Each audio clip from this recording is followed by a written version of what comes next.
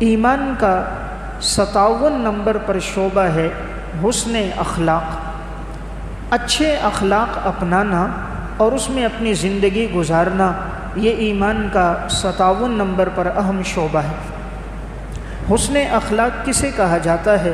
کہ جو تم سے توڑے تم اس کے ساتھ جوڑو، جو قطع تعلقی کرے تم اس کے ساتھ صلہ رحمی کرو، جو برا بھلا کہے اسے معاف کر دو، جو شادی بیاہ کے موقع پر دعوت نہ دے پھر بھی تم اپنی خوشی میں اس کو دعوت دو، جو راستے میں آتے ہوئے رخ دوسری طرف کر دے پھر بھی آگے بڑھ کر اسے سلام کرو، یعنی ہر موقع پر اس کا ساتھ دینا، حسن اخلاق سے پیش آنا، برائی کرنے والے کے ساتھ اچھائی سے پیش آنا، یہ شریعت کی تعلیمات ہیں۔ نبی اکرم صلی اللہ علیہ وسلم نے ارشاد فرمایا، اکمل المؤمنین ایمانا احسنهم خلقا، تمام ایمان والوں میں سب سے کامل مسلمان وہ ہوگا جس کے اخلاق سب سے اچھے ہوں گے۔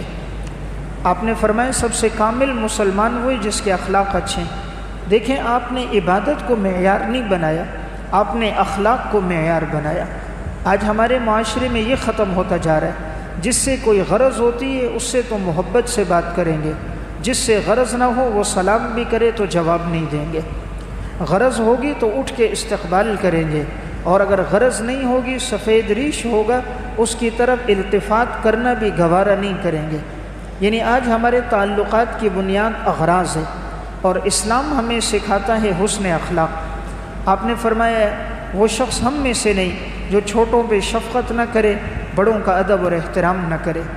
نبی اکرم صلی اللہ علیہ وسلم نے ارشاد فرمایا، ان من احبکم الیہ واقربکم منی مجلسا یوم القیامہ، تم میں سب سے محبوب انسان میرے نزدیک اور سب سے مقرب آدمی میرے نزدیک قیامت کے دن وہ انسان ہوگا احسنکم اخلاقا، جس کے اخلاق سب سے اچھے ہوں گے۔ تو سنن ترمذی کی روایت میں آپ نے فرمایا قیامت کے دن میرے قریب وہ ہوگا اور میرے نزدیک وہ انسان ہوگا جس کے اخلاق سب سے اچھے ہوں گے۔ ہم میں ہر آدمی چاہتا ہے آپ صلی اللہ علیہ وسلم کا قرب ہمیں مل جائے، حضور کی صحبت ہمیں مل جائے، یہ ہمارے لیے بہت بڑے اعزاز کی بات ہے۔ تو جو حضور کا قرب چاہے آپ نے فرمایا وہ اپنے اخلاق کو اچھا کرے۔ صحیح مسلم کی روایت ہے، رسول اللہ صلی اللہ علیہ وسلم نے ارشاد فرمایا، البر حسن الخلق، نیکی اچھے اخلاق ہیں، والاسم ما حاک فی نفسک، گناہ وہ ہے جو آپ کے دل میں کھٹکے، وکرہت ان یطلع علیہ الناس، اور آپ ناپسند کرو کہ لوگ اس پر مطلع ہو جائیں۔ دیکھیں آپ صلی اللہ علیہ وسلم نے بڑا آسان معیار بتایا، فرمایا نیکی اچھے اخلاق ہے، گناہ وہ ہے جو دل میں کھٹک رہا ہو۔ انسان کا ضمیر خود فیصلہ کر لیتا ہے کہ یہ کام گناہ کا کام ہے، اس سے بچنا چاہیے، اور آپ نے گناہ کی علامت یہ بتائی کہ انسان ناپسند کرے کہ لوگ اس پر مطلع نہ ہو تو سمجھو وہ گناہ ہے۔ نیکی کا عمل وہ ہوتا ہے کہ انسان پسند کرتا ہے کہ وہ نیکی پھیل جائے، لوگ میرے اس عمل پر واقف ہو جائے، تو آپ نے نیکی اور بدی کا معیار بتا دیا۔ تو گویا اس حدیث سے پتہ چلا سب سے اچھا اور وزنی عمل اللہ کے ہاں حسن اخلاق ہے۔ رسول اللہ صلی اللہ علیہ وسلم نے ارشاد فرمایا، ان المؤمن لیدرک بحسن خلقہ درجۃ الصائم القائم، یقیناً ایک مومن بندہ اپنے اچھے اخلاق کی وجہ سے اللہ کے ہاں روزے دار کے برابر اور راتوں کو قیام کرنے والے کے برابر اجر پا لیتا ہے۔ سنن ابی داؤد کی روایت ہے، آپ نے فرمایا جس کے اخلاق اچھے ہوں گے اس کا مقام اس طرح گویا کہ وہ روزے دار ہے، اس کا مقام اس طرح ہے گویا کہ وہ راتوں کو قیام کرنے والا ہے۔ تو کتنا وزنی عمل ہے، راتوں کو قیام کرنا بہت مشکل کام، دن کو روزہ رکھنا بہت مشکل کام، لیکن آپ نے فرمایا جس کے اخلاق اچھے ہوں گے اللہ رب العزت اس کو یہ عمل کا بدلہ عطا فرمائے گا۔ ایک بزرگ گزرے ہیں حضرت سہل بن عبداللہ تستری رحمۃ اللہ علیہ، ان کے قریب میں ایک مجوسی کا مکان تھا، اور اس مجوسی کے مکان کا جو پرنالہ تھا جس سے گندگی بہتی تھی، وہ پرنالہ حضرت سہل بن عبداللہ تستری کے صحن میں گرتا تھا، تو اسی سے گندگی، غلاظت، پانی وغیرہ بہتا رہتا۔ اس شخص کو پتہ بھی تھا لیکن اس نے اپنے پرنالے کو درست نہیں کیا۔ اب جب یہ رات کے وقت زیادہ پانی وہاں سے بہتا سہل بن عبداللہ اٹھتے، رات کو صفائی کر لیتے، اپنے گھر والوں کو نہ بتاتے۔ یہ عرصہ گزرتا رہا، کبھی یہ شخص کچرا جمع کر لیتا، رات کے اندھیرے میں ان کے صحن میں پھینک دیتا، یہ صبح تہجد میں اٹھتے، کچرا اٹھا کر باہر پھینک دیتے، کبھی اس کو گلا نہ کیا۔ جب یہ بیمار ہو گئے، بظاہر لگا کہ آخری وقت مرض الموت میں تھے، انہوں نے اس مجوسی پڑوسی کو بلایا اور اس سے کہا تم میرے گھر میں کچرا پھینکتے رہے، تمہارے گھر کا پانی بھی آتا رہا، لیکن میں پڑوسی ہونے کے ناطے حسن سلوک سے پیش آیا، اس لیے کہ پڑوسی کا مقام زیادہ ہے، لیکن اب اگر یہ غلاظت اور گندگی آئے گی، کہیں میرے بیٹے میرے گھر والے آپ سے الجھ نہ جائیں، اس لیے برائے مہربانی آپ اپنے پرنالے کا بندوبست کر دیں، اور کچرا پھینکنا ہو تو کچرے کی جگہ پر پھینکے، میرے گھر میں نہ پھینکے۔ بڑی محبت سے، بڑے پیار اور شفقت سے سمجھایا۔ جب اس مجوسی نے یہ بات سنی تو اتنا متاثر ہوا، اس نے کہا حضرت مجھے کلمہ پڑھائیے، میں مسلمان ہوتا ہوں، آپ کا مذہب سچا مذہب ہے، کہ میرا رویہ کیا تھا، آپ کا برتاؤ کیسا ہے، میں نے زندگی بھر آپ کو تکلیف دی، آپ نے معاف بھی کیا، محبت سے بھی سمجھایا، تو یہ مجوسی ایمان لے آئے۔ تو واقعہ سنانے کا مقصد، اللہ تعالیٰ نے حسن اخلاق میں بڑی طاقت رکھی ہے، تو آپ صلی اللہ علیہ وسلم نے اسی لیے فرمایا جس کے اخلاق اچھے ہوں گے اللہ کے ہاں وہ صائم اور قائم سے زیادہ اجر پائے گا۔ نبی اکرم صلی اللہ علیہ وسلم نے ارشاد فرمایا ان اثقل شیء فی المیزان یوم القیامت حسن الخلق، سب سے وزنی عمل قیامت کے دن انسان کے نامہ اعمال میں اس کے اچھے اخلاق ہوں گے۔ سب سے وزنی عمل انسان کے نامہ اعمال میں قیامت کے دن انسان کے اچھے اخلاق ہوں گے، اس لیے انسان کوشش کرے حسن اخلاق سے پیش آئے۔ اللہ رب العزت کو کون انسان مبغوض ہے؟ اللہ جس سے بغض رکھتا ہے، پسند نہیں کرتا، وہ کون آدمی ہے؟ نبی اکرم صلی اللہ علیہ وسلم نے فرمایا ان اللہ تعالی یبغض الفاحش البذیء، اللہ اس انسان کو مبغوض رکھتا ہے جو بیہودہ گفتگو کرتا ہے، بکواس کرتا ہے، جس کی زبان پر فحاشی اور یعنی پر مبنی گفتگو ہوتی ہے، جس کی زبان پر گالم گلوچ ہوتی ہے، جو دوسروں کی عزتوں سے کھیلتا ہے، دوسروں کو نیچا کر کے دکھاتا ہے، ہر مجلس میں اپنی بڑھوتری چاہتا ہے، فرمایا اللہ کے ہاں مبغوض انسان۔ ہم اس کو کمال سمجھتے ہیں، جب تک کسی کو دو گالیاں نہ دیں، دوسرے کی عزت سے کھیلے نہیں، اس کی ماں بہن بیٹی کو یاد نہ کریں، ہم سمجھتے ہیں یہ ہمارے لیے کمال ہے، لیکن خدا کے ہاں یہ انسان سب سے مبغوض انسان ہے۔ اللہ کے ہاں محبت والا انسان وہ ہے جو حسن اخلاق سے پیش آئے، کوئی سخت بات بھی کہے تو وہ برداشت کر دے۔ تو آپ صلی اللہ علیہ وسلم نے احادیث مبارکہ میں بڑی تاکید کے ساتھ اس بات کا حکم دیا۔ ایک حدیث میں آپ صلی اللہ علیہ وسلم نے جنت میں اللہ تعالیٰ کس کو جنت کے وسط میں مکان عطا فرمائے گا۔ دیکھیں دنیا میں اگر کوئی انسان کسی اچھی جگہ پر مکان خریدے، آج کے الفاظ میں ڈیفینس میں جگہ خرید رہا ہے، اول تو خریدنا مشکل ہے، خریدنا چاہے تو کروڑوں روپے اس کو چاہیے، اور اگر وہ جگہ بھی کارنل کی مل جائے اس کی قیمت اور بڑھ جاتی ہے۔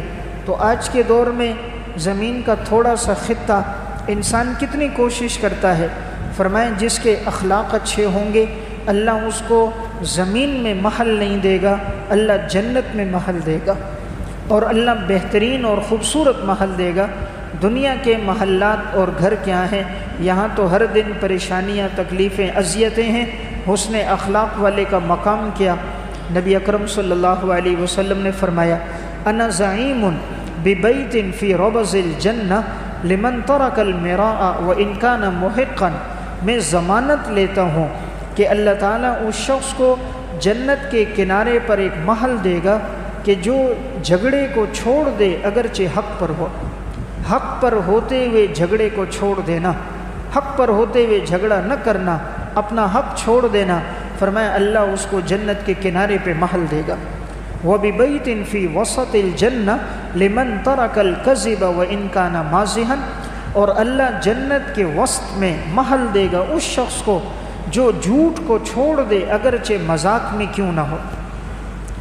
آپ نے فرمایا جنت کے وسط میں، درمیان میں اللہ اس کو محل دے گا جو جھوٹ نہیں بولے گا، اگرچہ مذاق میں بھی جھوٹ ہو اس سے بھی بچے گا۔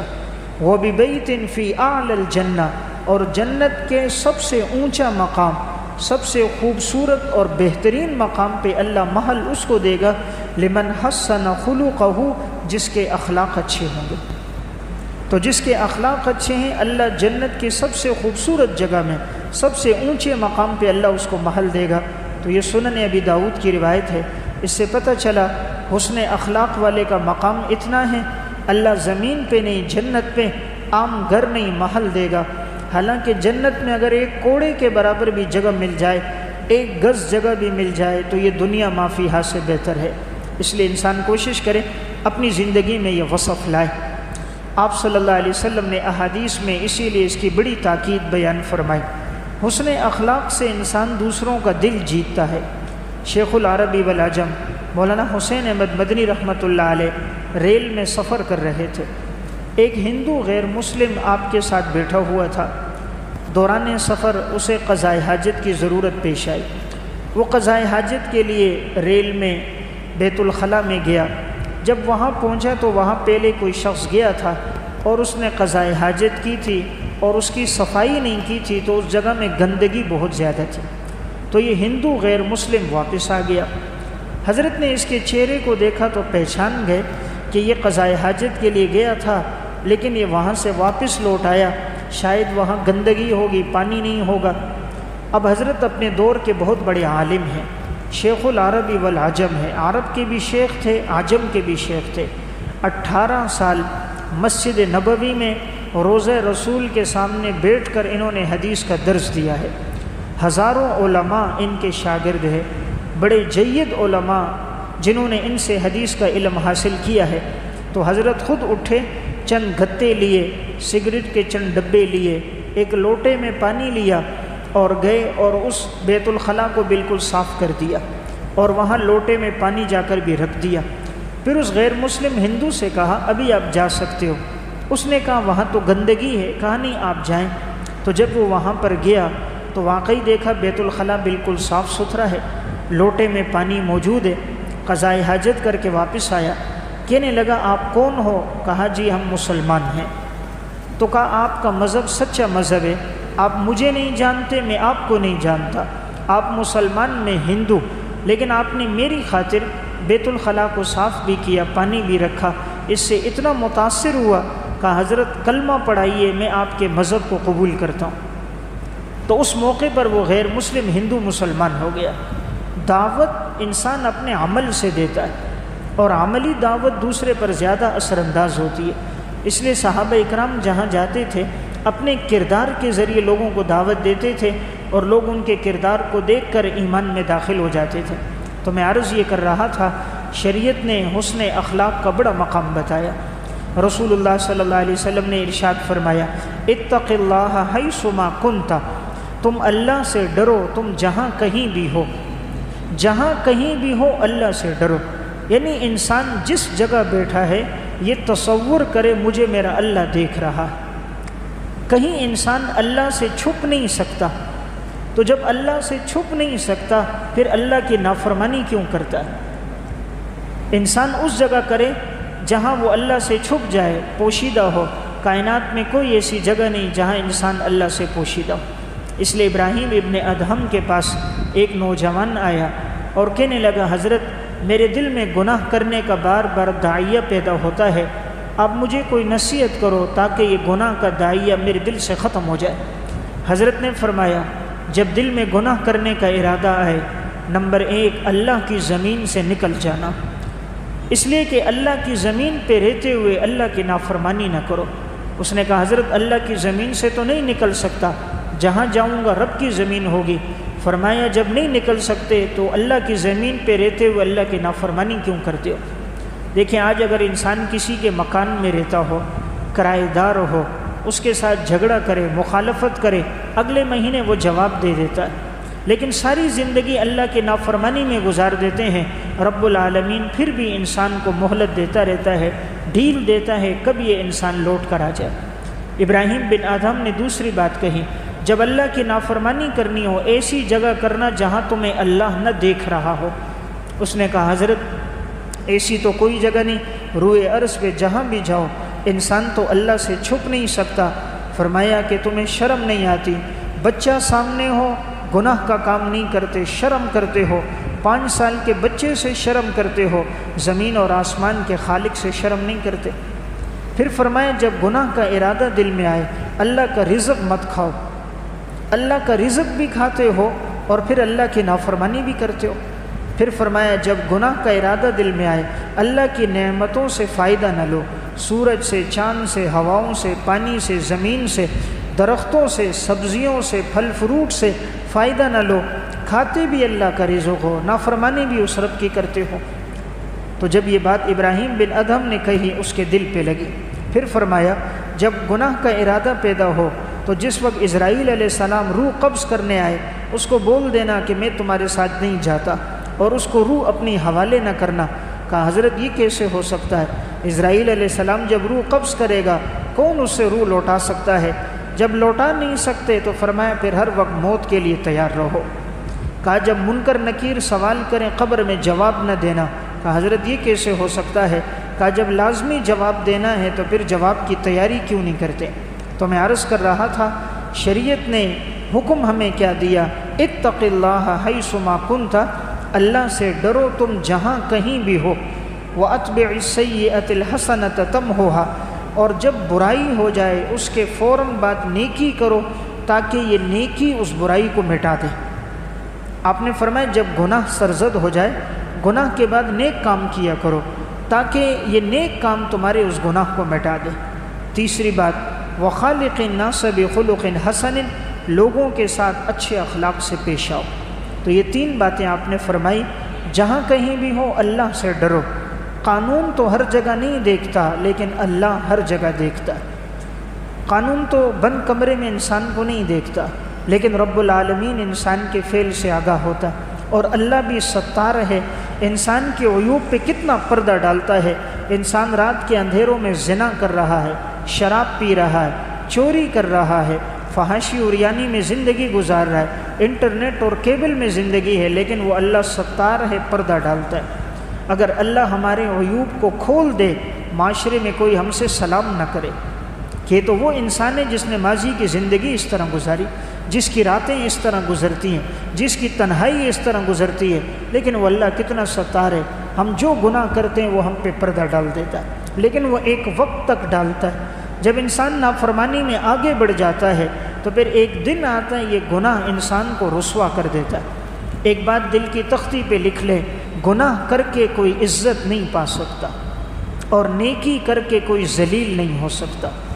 اس لیے نیکی کرنے والے کو اللہ ضرور عزت دیتا ہے، گناہ کرنے والے کو اللہ ضرور ذلیل کرتا ہے۔ وہ اپنوں کی نگاہوں میں بھی ذلیل ہو جاتا ہے، بیٹوں کی نگاہوں میں بھی، بیوی کی نگاہ میں بھی، رشتہ داروں کی نظر میں بھی، عزیز و اقارب کی نظر میں بھی ایسا ذلیل ہوتا ہے، پھر معاشرے میں آنکھ اٹھانے کے قابل نہیں رہتا۔ اس لیے کبھی نہیں سمجھنا چاہیے میں گناہ کر رہا ہوں کسی کو پتہ نہیں، چند مرتبہ اللہ پردہ ضرور ڈالے گا، پھر یہ پردہ جس دن فاش ہوگا وہ سر اٹھانے کے قابل نہیں رہے گا۔ اس لیے اللہ کی نافرمانی کرتے وقت ہمیشہ سوچنا چاہیے، اور جب انسان نافرمانی کرتا ہے یہ ہر عضو قیامت کے دن گواہی دے گا، آنکھ بھی گواہی دے گی، ہاتھ بھی گواہی دے گا، پاؤں بھی گواہی دے گا۔ جب ہر عضو نے گواہی دینی ہے تو سوچ لے یہ گواہ تو موجود ہیں، اور کرامن کاتبین فرشتوں پر تو نہ وہ نیند آتی ہے نہ وہ کھاتے پیتے ہیں، ہمارے ہر عمل کو لکھ رہے ہیں۔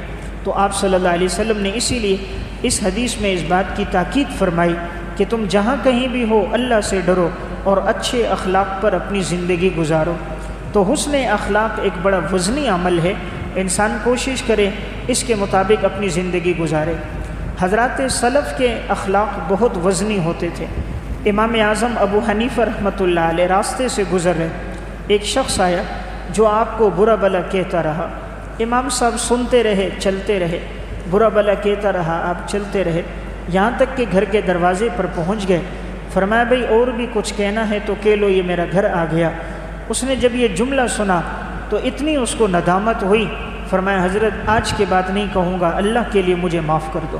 حضرت نے معاف کر دیا اور اس کا دل پلٹ گیا، پھر اس کی مستقبل کی زندگی اللہ کی اطاعت میں گزری۔ یعنی کیسے عالی اخلاق والے لوگ تھے، کہ برا بلا کہہ رہا ہے، گالم گلوچ دے رہا ہے اور آگے سے محبت سے پیش آ رہے ہیں۔ حضرت زین العابدین رحمۃ اللہ علیہ، کسی شخص نے ان کو برا بلا کہا، ان کو پتہ چل گیا، کسی نے کہا حضرت فلاں نے آپ کو یہ کہا یہ کہا، انہوں نے ہدیہ اس کے لیے بھیجا۔ جب یہ ہدیہ اس تک پہنچا تو وہ بڑا شرمسار ہوا کہ میں تو انہیں برا بلا کہہ رہا ہوں اور یہ آل رسول میں سے ہیں، میرے لیے ہدیہ بھیج رہے ہیں۔ اس اخلاق سے اتنا متاثر ہوا، حضرت کے پاس آیا، معافی بھی مانگی اور اللہ نے ان کی زندگی کو بھی پلٹ دیا۔ تو جب انسان برائی کرنے والوں کے ساتھ اچھائی کرتا ہے، اس کا ثمرہ کیا نکلتا ہے؟ قرآن کریم میں اللہ رب العزت ارشاد فرماتے ہیں، جو تم سے برا کرے گا تم اس کے ساتھ اگر اچھا سلوک کرو گے، وہی انسان جو کل تک تمہارا دشمن تھا، اللہ اس کو تمہارا جگری دوست بنا دے گا۔ وَلَا تَسْتَوِي الْحَسَنَةُ وَلَا السَّيِّئَةُ، نیکی اور برائی برابر نہیں ہو سکتے۔ ادفع بالتي هي احسن فاذا الذي بينك وبينه عداوة كأنه ولي حميم، تم دور کرو اچھے سلوک کے ساتھ، پس وہ شخص کہ تمہارے اور اس کے درمیان دشمنی ہوگی تو وہ شخص تمہارا قلبی دوست بن جائے گا۔ یعنی جب انسان معاف کر لیتا ہے، اللہ اس کے دل میں محبت ڈال دیتا ہے۔ اس لیے صحیح مسلم کی روایت ہے، آپ صلی اللہ علیہ وسلم نے ارشاد فرمایا، جو قدرت پاتے ہوئے معاف کر دے، اللہ اس کی عزت کو بڑھا دیتا ہے۔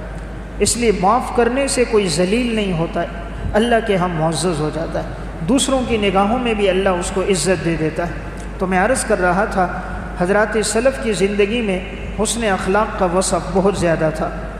آپ صلی اللہ علیہ وسلم نے ارشاد فرمایا، ان فیک لخصلتین یحبہم اللہ ورسولہ الحلم والاناۃ۔